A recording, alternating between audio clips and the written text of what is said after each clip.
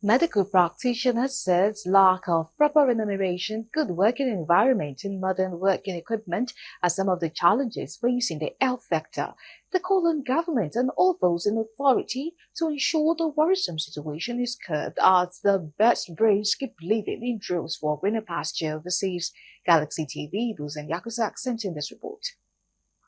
Nigerian healthcare industry is facing challenges associated with outbound medical tourism, deteriorated medical infrastructure, low government budget allocation, and poor compensation and subsequent immigration of skilled healthcare workers. The federal government allocated 5% of its budget to health in 2021, with little other difference compared to the 5.18% proposed for the year 2025.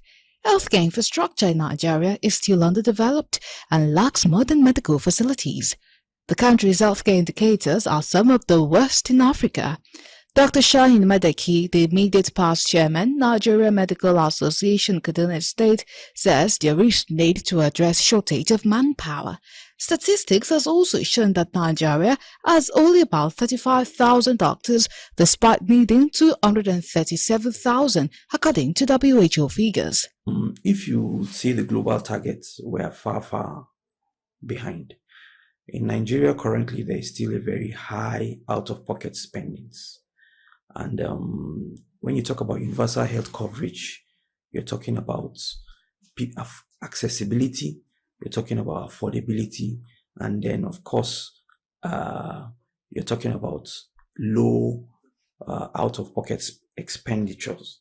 People, when they are down or when they need health services, one of the things they consider is finance. The Nigerian Sovereign Investment Authority (NSIA), in partnership with the Federal Ministry of Health (MOH), has signed a series of agreements to modernize and expand healthcare services through private sector participation.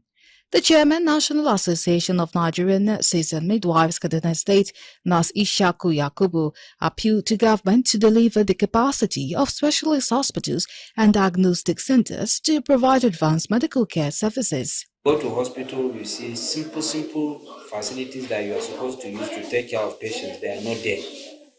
Do you understand? So this is not a good indication that we are improving. When simple tools that you need to take care of your patients are not there, then if we also need to check, we need to check the maternal mortality rate. Is it improving? No. The rate of people dying as a result of one illness or the other is still there. You have cases of outbreaks of diseases, isn't it? You have cases of people that are collapsing and dying. So where is the medical system?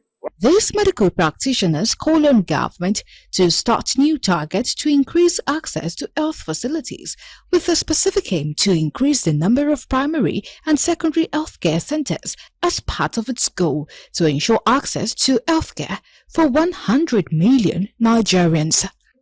Expectations in terms of funding.